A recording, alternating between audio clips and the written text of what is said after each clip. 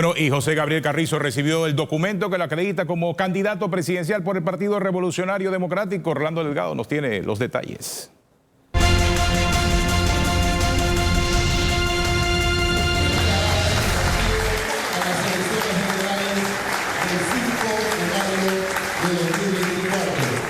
En compañía de su familia y parte del comité ejecutivo del PRD, José Gabriel Carrizo recibió las credenciales como candidato presidencial. Su discurso se centró en consolidar las fuerzas del PRD para ganar las elecciones generales del 2024. Lo recibo con humildad. Lo recibo con la convicción de un partido y de un gobierno con sensibilidad social,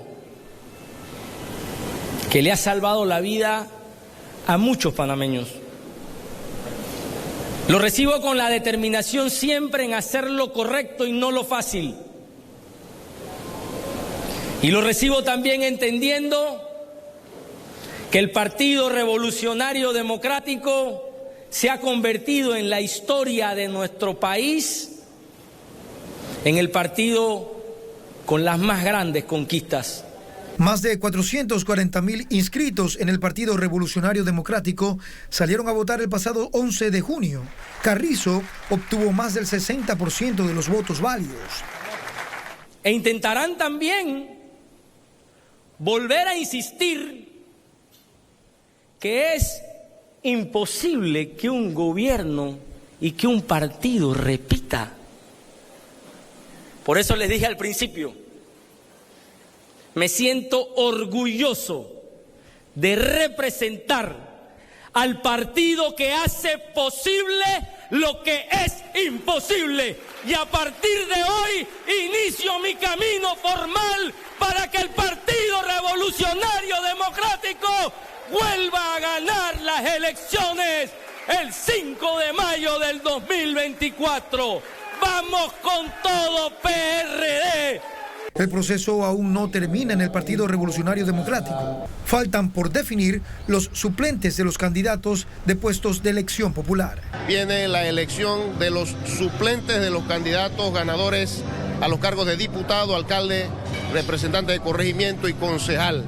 En el mes de septiembre, el partido va a realizar un directorio nacional donde José Gabriel Carrizo Jaén presentará al partido y al país su vicepresidente o vicepresidenta que le acompañará en su nómina presidencial. Y cerraremos en octubre con el resto de la oferta electoral que quede pendiente. Trascendió que Carrizo tendrá una reunión este martes con el Comité Ejecutivo Nacional del Partido Revolucionario Democrático para definir la hoja de ruta en cuanto a alianzas políticas y campaña electoral. Rolando Delgado, Telemetro reporta. Bueno, son las 6:53 minutos de la mañana. Aquí en la edición matutina de Telemetro Reporta nos acompaña el vicepresidente de la República y ahora candidato presidencial por parte del Partido Revolucionario Democrático, José Gabriel Carrizo. Gracias por estar aquí con nosotros en la edición matutina de Telemetro Reporta. Bienvenido. Muchas gracias a ustedes. Buen día. Oiga, ¿por qué tanto silencio por tanto tiempo? Aclárenos eso para comenzar la entrevista, porque realmente sí hemos intentado entrevistarlo muchas veces. Siempre nos dicen, bueno, es que se está guardando. Es el momento ahora para hablar, es el momento ahora para dar a conocer qué piensa el vicepresidente de la República. Buenos días. Aquí estamos para conversar, para hablar. Me enseñaron desde muy chiquito que todo tiene su momento. En el momento que nosotros estábamos trabajando en una situación inédita en el país, logramos salvar muchas vidas. Fue una situación muy difícil que enfrentamos con mucha responsabilidad, con mucha determinación en hacer lo correcto y los resultados hablan por sí solos. Entendemos ahora entonces que ya llegó el tiempo para la campaña, ya llegó el tiempo para enfrentar la política cara a cara. ¿Es otra etapa en la figura política de José Gabriel Carrizo? Llegó el momento para hablar sobre la ejecutoría de nuestro gobierno. Llegó el momento para hablar de las situaciones difíciles de esa aeronave llamada Panamá, con un capitán concentrado en los instrumentos de ese avión y necesitaba un copiloto que cuando le preguntara la altitud, la velocidad, no le contestara, no, es que yo estoy ahí atrás escuchando el ruido que los pasajeros, por el temor de la tormenta, el movimiento del avión, están solicitando atienda. Estaba al lado del copiloto para mostrar la ejecutoría de lo que hemos hecho. Vicepresidente, ya usted deja de hablarle a los miembros del PRD, ahora usted tiene que hablarle al país. ¿Cuál va a ser el principal desafío? Y sobre todo, propuestas. Hay mucha gente que dice, no hemos escuchado las propuestas del candidato del partido en el gobierno. Cosas puntuales específicamente que usted tiene que contarle a la ciudadanía, a las personas a las que usted tiene que convencer ahora para que le den el voto. Sin duda alguna, la lucha contra la pobreza y la desigualdad. La lucha contra la pobreza y la desigualdad es el mayor reto. Somos un partido político con sensibilidad social. El presidente Cortizo también con un patrullaje doméstico permanente, las giras de trabajo comunitario. Y ese es el mayor enemigo nuestro. El enemigo nuestro es la pobreza y la desigualdad de nuestro país. Frente a las incertidumbres que vive el mundo, producto obviamente de la pandemia, de la guerra de Ucrania, todas esas incertidumbres que se generaron también cuando, por ejemplo, los Estados Unidos dejaron de exportar insumos médicos, ventiladores. También hubo la desconfianza de los países productores en no exportar sus producciones. Obviamente hace un mundo cada día que pasa menos globalizado. Y ahí tú ves las políticas públicas del presidente Cortizo y de esta administración enfocadas en el ciudadano, no en el consumidor. ¿Pero usted quiere hacer un gobierno de continuidad o un gobierno de innovación? ¿Hacia dónde se dirige Gabriel Carrizo? Nosotros lo que vamos a hacer es a cuidar la semilla que hemos sembrado, porque esa semilla es buena. Las políticas públicas en materia social, en materia de conquista, la lucha contra la pobreza y la desigualdad, debemos cuidarlas. El plan Colmena lo debemos cuidar las giras de trabajo comunitario, debemos cuidar el permanente contacto con la gente, como por ejemplo lo hicimos a través del Pacto del Bicentenario cerrando brechas, y sin duda alguna los problemas están y las soluciones también la gente las conoce. Lo que nosotros debemos es, defendiendo el sistema democrático, defendiendo la institucionalidad, garantizar de que las políticas públicas emprendidas nuestras perduren en el tiempo. ¿Cómo usted bajará la informalidad arriba del 48% y le generará empleo a los ciudadanos? Tenemos una buena noticia. La informalidad en este país está bajando, igual que bajó la cifra de desempleo, de 2 dígitos a un solo dígito, y este año hablamos alrededor de 6% de incorporación al empleo formal. Las cifras económicas en Panamá están muy buenas. Y no solamente lo decimos aquí en Panamá, por ejemplo, lo dijo el presidente del Banco Interamericano de Desarrollo. Tú ves un país con unos ingresos corrientes muy cercanos a lo presupuestado, ves un país con un gasto corriente también controlado y ves por primera vez un ahorro alrededor de 1.563 millones que nos va a permitir a nosotros fortalecer muchísimas de las políticas públicas sociales que este gobierno ha emprendido y que nosotros vamos a fortalecer. Vamos con propuestas ya específicas, sobre todo porque ahora es candidato presidencial. Caja de Seguro Social. Es un gran riesgo en este momento y va a seguir siendo un gran riesgo por los próximos años. Es más, las reservas acaban para el 2024. ¿Cuál es su propuesta para solucionar el problema de la Caja de Seguro Social? Y estamos preguntando, no al vicepresidente, estamos preguntando ya al candidato presidencial del Partido Revolucionario Democrático.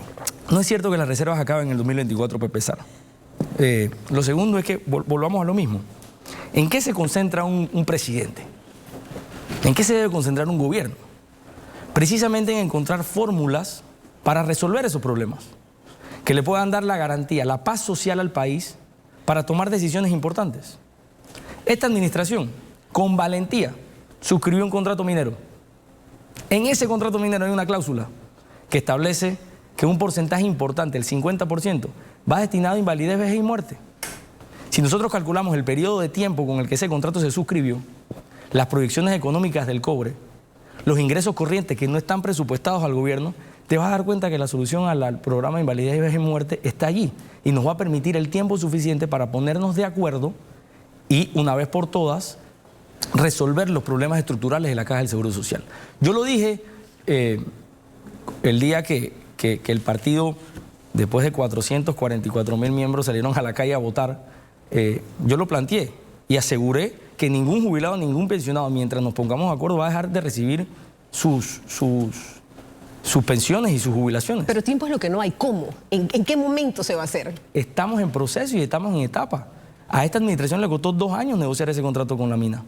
Nosotros ya presentamos en gabinete, el ministro de Comercio e Industria presentó en gabinete el contrato. Ahora el 1 de julio va a la Asamblea, Dios primero eso va a ser ley de la República y entrarán en vigencia las normas pero que establecen. Sí, me refiero al tema de la caja. Regresemos al tema Sí. de la caja de seguro El social. tema de la caja de la caja Sobre de todo seguro social porque es flujo de caja, Atenógenes. quizás formulé mal la pregunta. Probablemente. A partir del año 2024 comienza a disminuir la reserva de la caja de seguro social. No es que se acaba en el 2024, pero inicia un periodo de descomposición de las finanzas públicas. Obviamente el próximo gobierno sí necesita traer una solución a la mesa. ¿Cuál es la solución? Vuelvo y repito. El problema de la caja del Seguro Social es flujo de caja. Ese flujo de caja lo vamos a resolver en gran medida, las proyecciones económicas nos hablan de 5 o 6 años, con ingresos corrientes no presupuestados, y nosotros nos vamos a sentar en esos años como sociedad para hablar de las medidas que tenemos que tomar en la caja del Seguro Social para generar una solución permanente. Pero eso no es muy similar al diálogo del seguro que hasta ahora ha sido un fracaso. Está pendiente el diálogo, pero ¿en qué condiciones nosotros avanzamos con ese diálogo? ¿En una condición de incertidumbre o con un gobierno concentrado en darle a ese diálogo paz social? Tú no puedes debatir absolutamente nada con intranquilidad, con inseguridad. Tú tienes que debatir como sociedad y sobre todo con posiciones tan contradictorias en un ambiente de paz. O sea, ¿no había condiciones seguras para que ese diálogo por la caja del Seguro Social avanzara hasta ahora? Existe mucha incertidumbre en el mundo, Atenógenes. La pandemia, la guerra con Ucrania. De aquí estamos hablando de que se puso en riesgo inclusive la producción de alimentos. Nosotros eliminamos la UPSA, que es la autopista de las importaciones, para darle soberanía y seguridad alimentaria a nuestro país. No se trata de un enfoque al consumidor, se trata de un enfoque al ciudadano. ¿Cuántos productores en este momento, a través de la política de desarrollo agropecuaria que ha hecho esta administración, se siente tranquila? ¿Cuántos panameños humildes, como mi abuelo, que educó a mi mamá en Estados Unidos producto de la producción leche grado C, se sienten tranquilos que existe la protección de un gobierno?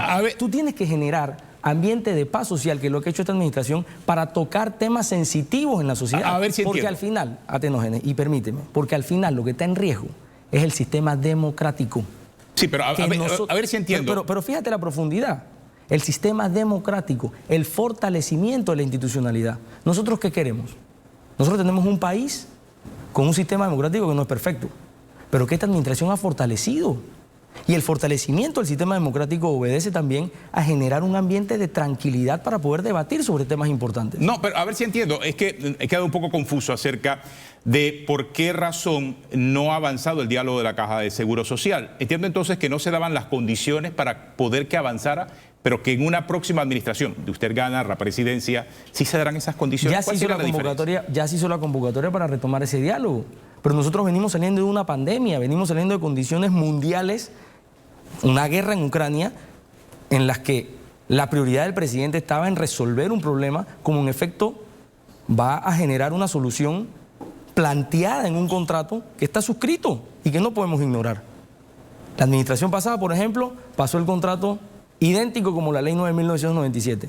A esta administración le ha tomado 2 años negociar con una empresa que tenía una inversión de alrededor de 9.000 millones de dólares en condiciones favorables para nuestro país. Vamos a recibir anualmente 10 veces más de lo que ese contrato nos daba anualmente en regalías y en ingresos al Estado. Vicepresidente. Son ingresos corrientes que no están O sea, presupuestados. la prioridad del seguro, por ahora, o la prioridad no era el seguro para el gobierno por el momento. Es el problema. El problema de la Caja del Seguro Social es el flujo de caja, y el flujo de caja lo está teniendo el presidente. Vicepresidente, el tema de medidas paramétricas, viéndolo a futuro, ¿no está en su radar si usted llegase a ser presidente de la República? Absoluto, no lo está, en lo absoluto. Hay muchas proyecciones que nosotros también vamos a experimentar y vamos a conversar.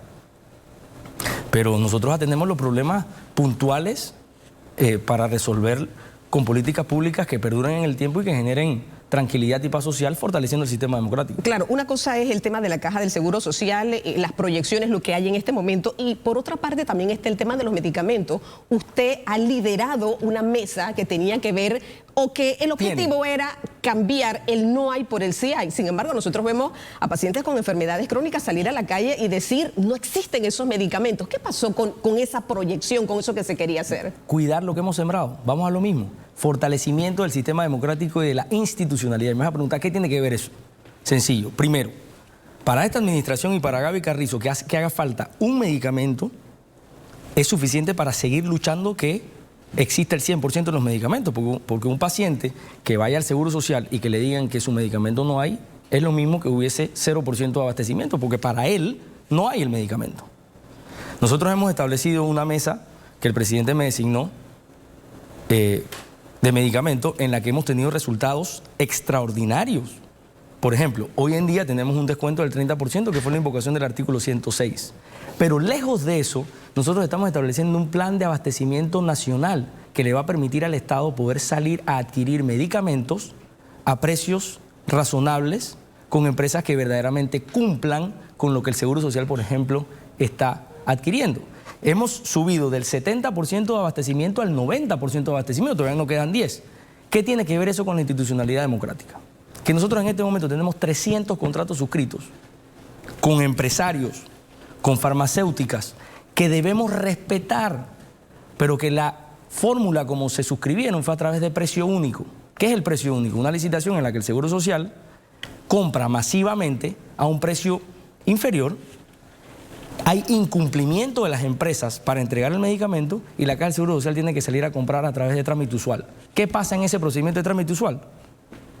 El precio del medicamento puede llegar de 1 centavo la pastilla a 60 centavos. ¿Qué pasa con eso? Le cortas a la Caja del Seguro Social la capacidad financiera para seguir comprando medicamentos. Entonces aquí la decisión es, o irrumpimos nosotros esos 300 contratos que tenemos vigentes en contra del sistema democrático, en contra de la institucionalidad, o custodiamos lo que estamos haciendo para terminar de resolverlo. Y el que venga aquí a decir que el problema del medicamento se resuelve de la noche a la mañana, se está equivocado. Sí, pero el problema del... Y tiene fecha de cumpleaños. Pero usted está reconociendo... Un problema de 40 años, nuestra administración le dio cara. Y vamos por buen camino. En este momento tenemos de 70% de abastecimiento, 90% de abastecimiento. Tenemos un paliativo que se llama Medixol, que si tú vas al Seguro Social y no recibes tu medicamento, puedes ir a la empresa privada. Usted y te está reconociendo que hasta ahora no hay una respuesta al problema de los medicamentos, porque sigue habiendo el no hay. Escúchame bien. Existe un procedimiento para resolver el problema sin violentar el sistema democrático y la institucionalidad. Ese proceso que toma su tiempo y que nosotros lo vemos ya, vemos luz al final del túnel y te lo pueden decir todos los miembros de la mesa con los que tenemos discusiones abiertas, ya está la solución. Pero no se ha implementado. ¿Cómo no se va a estar implementando? Si te estoy diciendo que hay 90% de abastecimiento, pero en ese 10% de diferencia están las enfermedades crónicas. Ayer vimos nada más una manifestación en las escalinatas de la Caja de Seguro Social, la gente con la boca tapada, no hay medicinas. Plantéate esto de la siguiente manera. O irrumpes el sistema democrático y la institucionalidad en el país, no dando seguridad jurídica a lo que ya suscribiste para garantizar ese 10%, o te pones creativo con paliativos mientras esos contratos vayan siendo, las condiciones con las que se suscribieron esos contratos vayan siendo renovadas. Pero los paliativos no están ayudando a las personas, o si no salieran a protestar, vicepresidente. Vuelvo y repito, que haga falta un medicamento para nosotros es suficiente para seguir luchando. El Plan Nacional de Abastecimiento, a través, que lo estamos haciendo con un sistema de inventario que se llama Sisconi, que nos los entregan en julio del 2023, nos va a permitir salir a hacer una compra masiva y ojalá pueda ser conjunta, que es la instrucción del presidente, para tener la certeza de lo que se requiere en nuestro país de medicamentos y salirlo a comprar a precios razonables. Pero nosotros no podemos irrumpir la seguridad jurídica del país producto de la desesperación de algunos, como ustedes me plantean en este momento, de querer satisfacer el problema de manera inmediata. Podemos generar paliativos para nuestra población porque a nosotros nos interesa que tengan sus medicamentos y pasar del no hay al sí hay.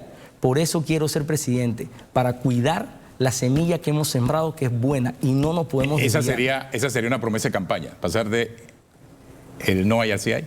Es una promesa de esta administración y nosotros la estamos consiguiendo. Hablando de promesas, educación. Para este gobierno la educación era la estrella, pero parece que eso no ha sido muy bien ejecutado por parte de la administración.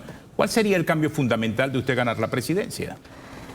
También está proyectado el Instituto de Perfeccionamiento al Docente, es una propuesta que estuvo en nuestro plan de gobierno.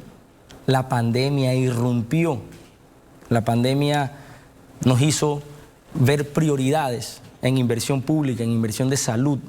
Nosotros tenemos una ciudad de la salud, por ejemplo, abandonada, que tuvimos que rescatar, que a lo mejor si lo hubiéramos tenido lista no hubiéramos tenido la necesidad de invertir en camas de unidades de cuidados intensivos para que la gente no muriera, para que no hubieran muertos en las calles. Entonces, sin duda alguna, la lucha contra la pobreza y la desigualdad es a través de la educación. Y lo que nosotros vamos a hacer es a mantener la promesa del Instituto de Perfeccionamiento del Docente, donde nuestros docentes se van a capacitar para capacitar a otros docentes y también para brindarle atención a nuestros jóvenes, a nuestros estudiantes en actividades académicas que sean correlacionadas con la oferta laboral y puedan salir a trabajar de manera inmediata con buenos sueldos, con buenos salarios. ¿Y la infraestructura, vicepresidente? Mira, aquí se están cayendo las escuelas, hay muchas escuelas ranchos bueno, también. nosotros recibimos 1.108 obras, abandonadas, muchas de ellas, muchas escuelas. Pagaron 11.600 millones de dólares en adelanto y dejaron esas obras abandonadas y nosotros las hemos ido rescatando. Pero más allá de la infraestructura, es la calidad de la educación. Las infraestructuras las vamos a hacer. Y Dios primero, las cifras económicas que te di hace un rato van a hacer que la nueva administración PRD, nuestra nueva administración, tenga la capacidad financiera para generar infraestructura, pero vamos a enfocarnos en el ciudadano, no en el consumidor. Yo prefiero 1000 veces que nuestros estudiantes reciban una buena calidad educativa en unos buenos lugares, pero primero es la calidad. Pero si el problema desde el 2019 y antes fue la calidad, ¿por qué durante esta administración no se solucionó el problema de la calidad educativa? Se hicieron muchos avances, Atenógenes. ¿Quién iba a pensar que nosotros en medio de la pandemia íbamos a hablar de educación a través de pantallas, a través de internet, a través de plataformas? Pero eso fue coyuntural por la pandemia. Bueno, pero la pandemia fue una realidad, no una percepción. Pero eso no era parte de un plan. Por supuesto. O sea, fue coyuntural, fue por el momento. No, Atenógenes, ni tampoco la reestructuración dinámica del presupuesto del primer año. Nosotros reestructuramos el presupuesto del primer año por 4.500 millones de dólares. ¿Qué administración ha sufrido por eso? Por eso es que esta administración no la pueden comparar con ninguna otra. Y a nosotros nos están calificando desde afuera, como el presidente del Banco Interamericano de Desarrollo nos calificó, como un ejemplo en el manejo de la crisis y en la recuperación económica. Y a quien felicitan, obviamente, es al pueblo panameño, pero también a su capitán. Ahora, vicepresidente, por lo que entiendo, creo que el tema de la pandemia fue la que provocó la mayoría de los problemas de percepción del gobierno o no. Porque ese es el argumento que estoy viendo que usted nos está trayendo esta mañana. Y no sé también si será parte de ese argumento necesario a la hora de presentarse ante el resto de los candidatos para la presidencia del año 2024. Fíjate que puedes tener razón. Yo considero también que la pandemia nos enfocó muchísimo en hacer el trabajo. ¿Tú sabes lo que significa para un presidente recibir un informe diario con la cantidad de muertos? Y llegar a la oficina a preguntarle o a llamarme a mí, vicepresidente, yo necesito un inventario de las morgues. En los anales de la historia de nuestro país, yo quisiera preguntar qué presidente llamó a su ministro de la presidencia para darle un informe, un audito de las morgues. La preocupación del presidente era no ver muertos en las calles. Nosotros teníamos 175 unidades de cuidados intensivos disponibles en el momento en donde nos hacen un informe que íbamos a necesitar alrededor de 5.000 unidades de cuidados intensivos.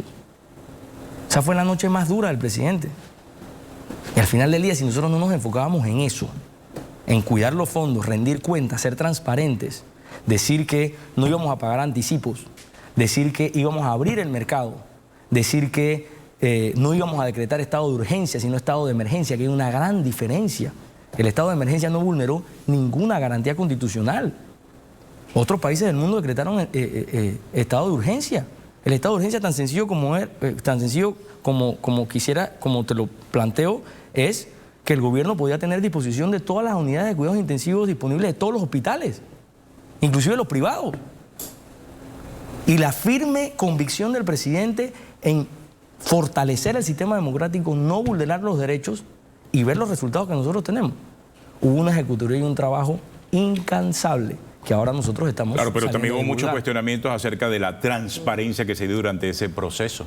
La percepción de la transparencia. Al final, el 5 de enero se rindió cuenta del último centavo en todos los periódicos. O sea, ¿no coinciden? De todo lo que se compró. ¿No coinciden ustedes con esa percepción de falta de transparencia? Por supuesto que no.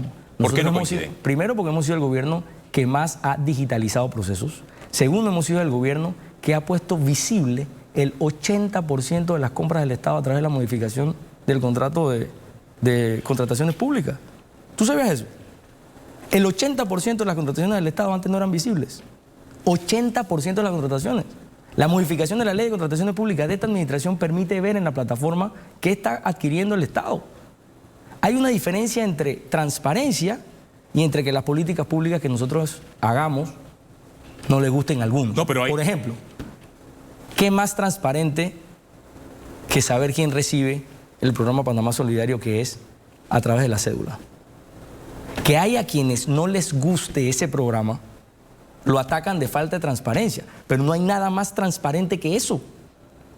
No hay nada más transparente que todas las compras que haga el Estado las suba a una plataforma y sean visibles y públicas. No hay nada más transparente que al cerrar el estado de emergencia, el gobierno nacional haya invertido recursos de dinero importantes en medios de comunicación masivos en nuestro país para que tú puedas tener inserto en los periódicos el número de cédula, el número de RUC, el número de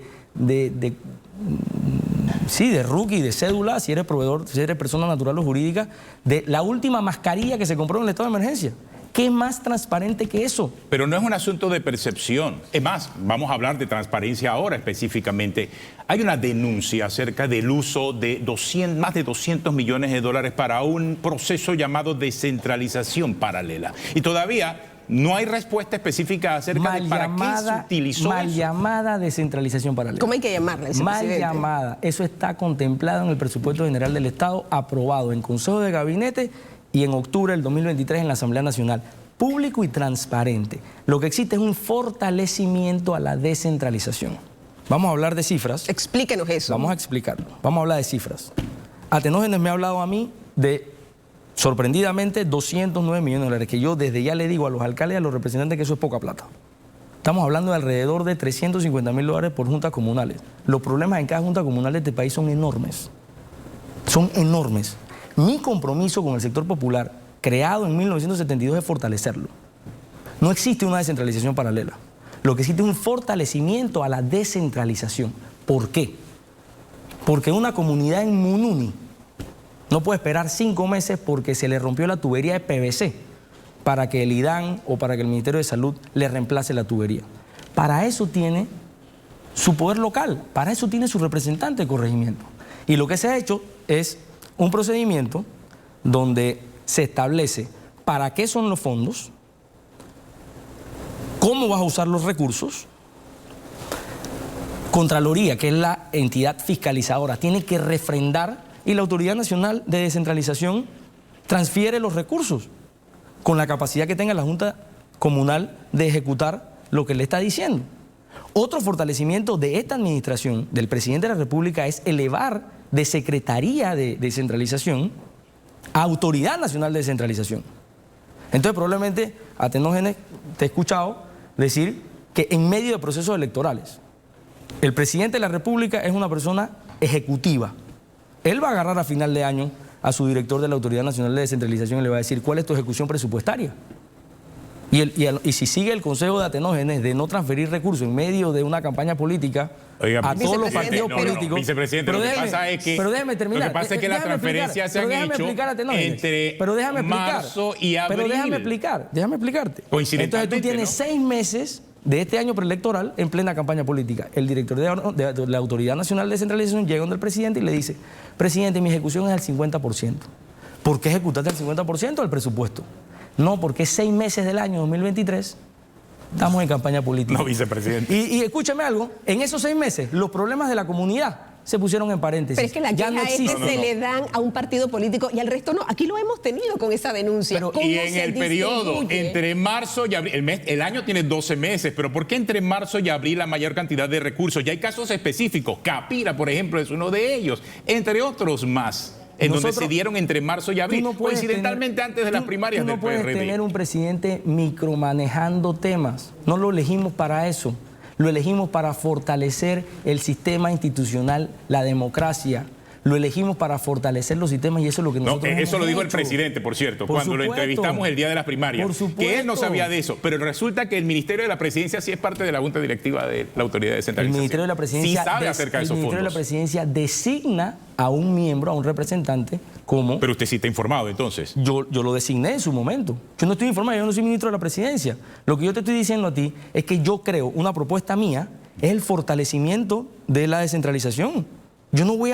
Jamás voy a satanizar la descentralización. No, en este momento Existen no es los ministro de la presidencia, pero por cuando eso. se dieron esa planificación, sí sabía si era ministro de la presidencia. ¿Qué planificación? Tú estás La hablando planificación de la entrega del de todo este presupuesto. dinero. Eso lo hace, por supuesto, el Ministerio de la Presidencia, pero es fortalecer un sistema de descentralización donde los problemas lo tienen que atender las juntas comunales.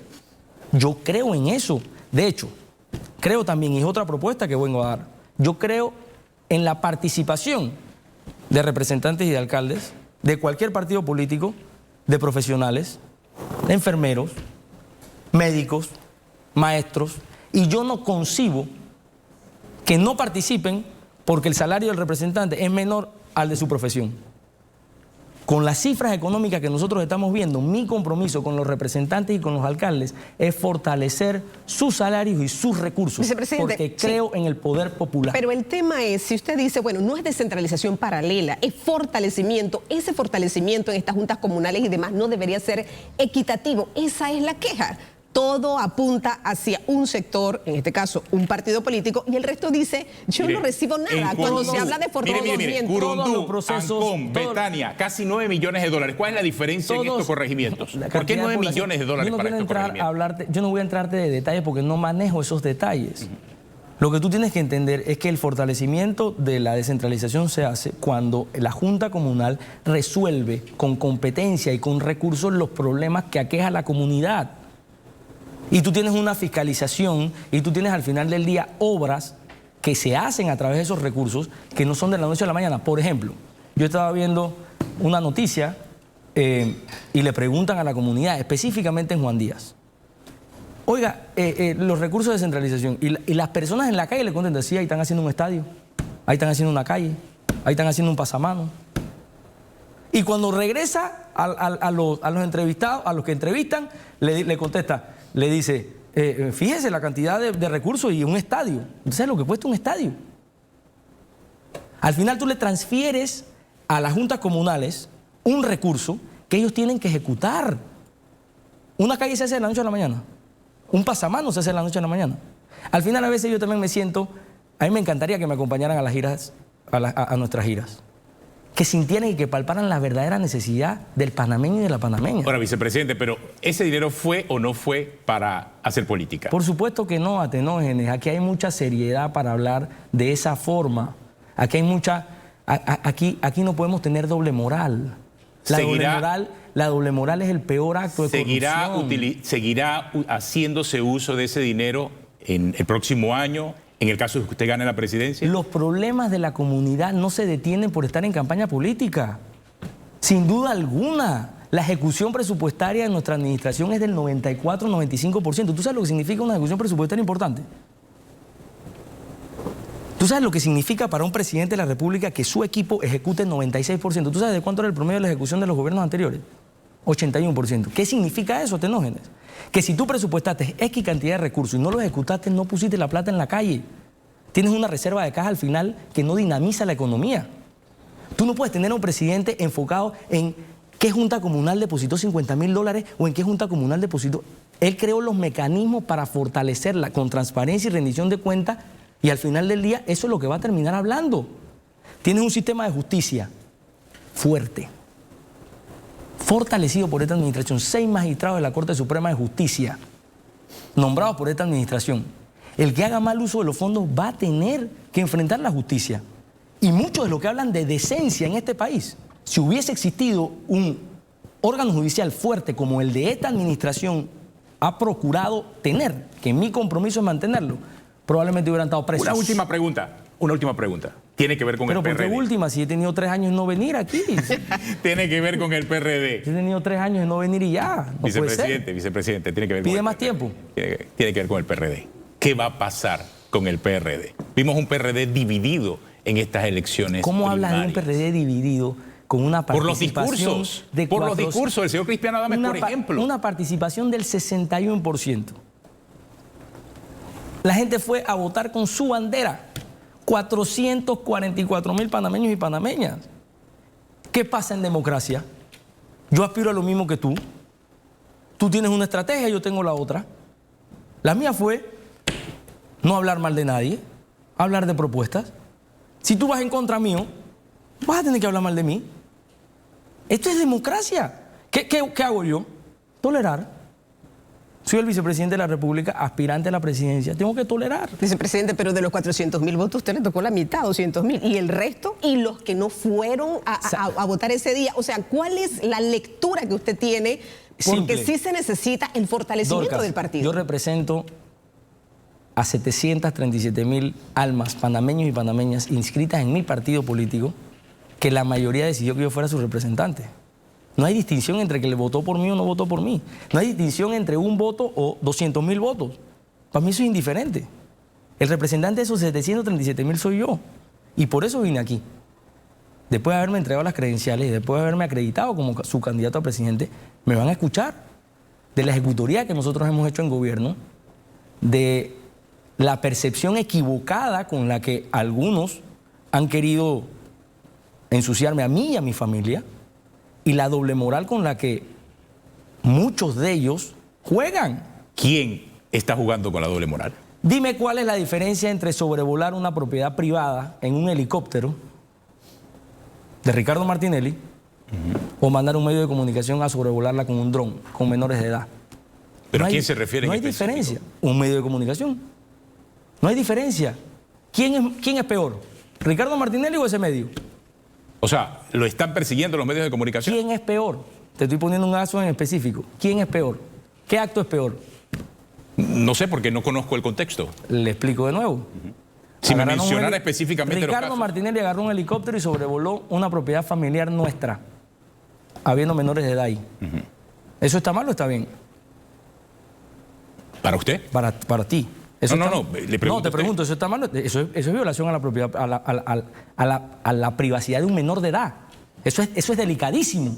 ¿Y se acusó a Ricardo Martinelli por eso? Eso salió en todos los medios. No, pero se presentó alguna No, denuncia, no, o sea, por se su- formalizó. por supuesto Porque más que allá no. de mi opinión, No, yo estoy preguntándote si eso para ¿es ti un delito yo te estoy o no? preguntando Sí para es un ti- delito. Yo te estoy preguntando para ti si eso es correcto o no. no, pero yo entonces le pregunto Bueno, a usted si no si me es un quieres delito o contestar, no. te lo respeto. Sobrevolar un dron y hacer lo mismo, ¿es correcto o no es correcto? Es lo mismo. Y lo mismo de grave. Claro, pero por eso mismo le pregunto, usted es el vicepresidente, ¿se considera eso un delito? ¿Se presentó alguna denuncia? en ese No, no sentido? voy a presentar ninguna denuncia ni voy a hacer, pero es una O sea, violación usted a la está intimidad. describiendo la parte moral del Por hecho. supuesto, estoy describiendo las percepciones equivocadas con las que se manejan ciertas cosas. Y nosotros no vamos a cesar en nuestra lucha de fortalecer un sistema de justicia, fortalecer la democracia, y esa es la razón por la que quiero ser Es presidente. una percepción equivocada. Custodiar. Entonces pensar que el PRD está dividido, que está Por partido como en supuesto, 3 o 4, por supuesto. que hay un señor llamado Martín Torrijos que era del PRD, o que es del PRD y que está corriendo por fuera. Esa Por es una percepción supuesto que es equivocada. equivocado, por supuesto que es equivocado. El Martín Torrijos mayor de edad y sabe lo que hace. Ahí hay un PRD que salió a votar, 444.000 personas. Todos los análisis de todas las mesas de periodistas consideraban que no iban a salir a votar más del 30%. Salió a votar el 61%. Hay un partido más vivo que nunca, hay un partido dispuesto a defender la gestión del gobierno y hacer historia, algo que nadie ha podido hacer. Oiga, Es ¿cómo- repetir y ganar las elecciones en mayo del 24. ¿Cómo tiende usted los puentes con el señor Cristiano Adames, el señor Pedro Miguel González? O sea, ya les ha dado un telefonazo, se va a reunir con ellos. Unidad de propósito. El propósito nuestro es defender los intereses del país y ser útil a los panameños y a la panameña, sobre todo a quien más lo necesita. Y yo voy a hablar con todos los compañeros que compartan conmigo ese propósito. Eso es simple. La unidad nuestra no es agarradito de mano. La unidad nuestra no es de besito. La unidad nuestra es en defensa al fortalecimiento de la institucionalidad, al fortalecimiento de la democracia, como esta administración lo está haciendo. O sea, usted no le roba el sueño este tema de división dentro del partido. Es que en un partido democrático, donde el dedo no existe, donde en efecto las condiciones no estaban dadas para quien no tuviera los votos, tú encuentras diferencias. Te aseguro que entre Atenógenes y Dorcas en algún momento tendrán diferencias. Ya, Eso no tenemos quiere decir muchas. que sean enemigos. Tenemos muchas, pero Por eso. el objetivo es saber si ya usted está cerrando esas diferencias. Lo verás. O va a cerrar esas diferencias. Lo verás. Ya es lo un hizo, proceso. está en el proceso. Lo va a verás. hacerlo. Hoy, por ejemplo, tengo un almuerzo con el Comité Ejecutivo Nacional. Mañana tengo... en la tarde tengo almuerzo también con un candidato a la presidencia que tiene unas propuestas. Las voy a recibir. Mañana tengo reunión con el Frente de la Juventud. El pasado mañana con el Frente Femenino. y el recorrido nacional nuestro de la planificación del Plan de Unidad Nacional Panamá Presente y Futuro, que es el compromiso nuestro, ¿no? Frente a esta incertidumbre mundial, frente al rol geopolítico de Panamá, frente a lo que esta administración ha hecho y ha colocado a Panamá como un referente mundial en muchas cosas, cómo le garantizamos a la ciudadanía seguridad del empleo, seguridad del agua, seguridad ciudadana, seguridad jurídica, seguridad frente al riesgo climático. Y esas son las cosas que vamos a construir de abajo hacia arriba. Nada más para ser más específico, o sea, ¿ya habló o va a hablar con el señor Cristiano Adames? Tranquilo, tranquilo, todo a su tiempo. Me enseñaron de muy chiquito que todo tiene su momento. ¿Pero no le preocupa entonces la división en el PRD? Pero es que, vuelvo a repetirlo, usted se refiere a división, yo me refiero a ejercicio democrático. Es natural, el ejercicio democrático. Eso es lo que fortalece nuestro sistema. ¿Y cómo yo voy a irrumpir o a no tolerar algunas diferencias surgidas en esos procesos que generan sentimientos y pasiones? Tengo que tolerar.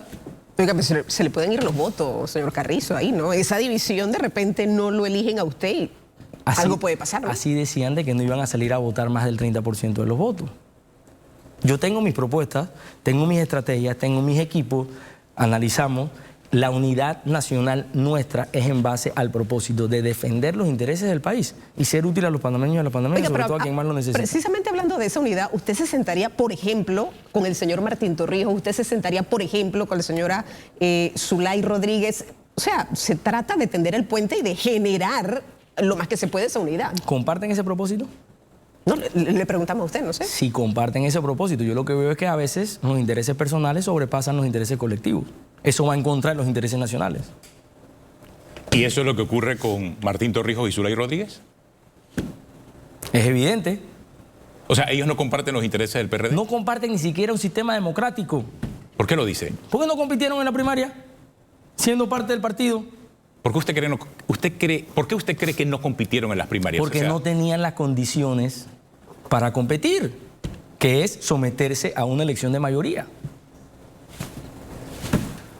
Yo no comparto eso.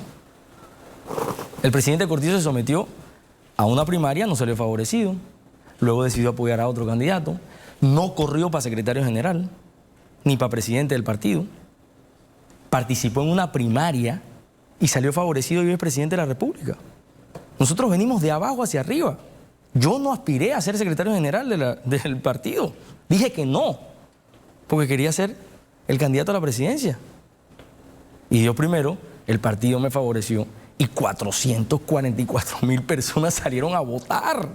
61% de mi partido salió a decir que está más vivo que nunca y que está dispuesto no solamente a defender la gestión del gobierno, sino a hacer historia, a ganar una elección en mayo del 24 como Dios primero lo vamos a hacer.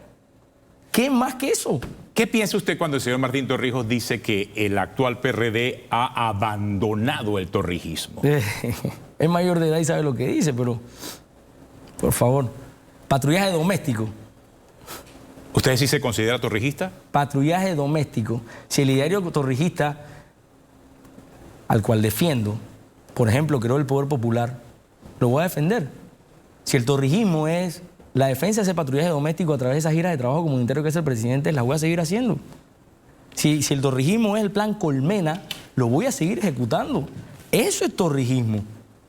La cantidad de millas que tiene el presidente en el territorio nacional. No paseando. Ese es mi compromiso. Contacto con la gente. Los que se han ido por fuera deberían renunciar. ¿Qué piensa usted? No sé, eso es derecho de cada quien. Yo no soy miembro del Comité Ejecutivo Nacional. Y esos temas no los voy a tratar en el almuerzo de hoy. En el almuerzo de hoy lo que voy a tratar es sobre el Plan Nacional de Unidad, Panamá Presente y Futuro, y sobre la responsabilidad que también va a tener el Comité Ejecutivo Nacional en todo este ejercicio de unificación, de hablar con otras corrientes igualmente que compartan con nosotros este propósito. Cuando usted dice paseando, ¿a quién se refiere? ¿Al señor Martín Torrijos? No, a quien pasea. Gracias, señor Carrizo, por acompañarnos, hombre. Fue interesante conversar con usted. Creo que no habíamos hablado hasta ahora, no lo habíamos podido entrevistar. 3 años, ¿no? Estoy a la orden 3 años de... Ahora va a comenzar a venir a los medios, dar entrevistas. 3 años en los que fue 2 años en pandemia, apoyando a un presidente de la República con sensibilidad social a salvarle la vida a muchos panameños, como sirvió el programa de trazabilidad, el programa Panamá Solidario y el programa Panavac. Así es que cuando me invites, cuantas veces me invites y el tiempo que sea necesario, porque todavía nos quedaban todavía 26 minutos y ya no... ¿Se te iba a tomarse todo el noticiero? No sé, aquí estamos, para contestar todas las preguntas que así ustedes dispongan. Gracias, vicepresidente, por acompañarnos aquí en la edición orden. matutina de Telemetro Reporta. Son las 7:35 minutos, tenemos una pausa. Regresamos en breve aquí en Telemetro Reporta.